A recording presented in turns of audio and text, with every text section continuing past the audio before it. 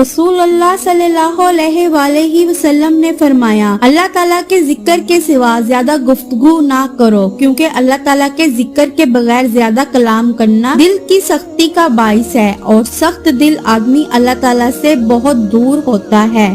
رسول اللہ صلی اللہ علیہ وآلہ وسلم نے فرمایا، دلوں کو بھی زنگ لگ جاتا ہے جیسے لوہے میں پانی پہنچنے کے بعد زنگ لگ جاتا ہے۔ عرض کیا گیا، یا رسول اللہ، وہ کون سی چیز ہے جس سے دلوں کی صفائی ہو جائے؟ آپ صلی اللہ علیہ وآلہ وسلم نے فرمایا، موت کا زیادہ دھیان رکھنا اور قرآن کا پڑھنا۔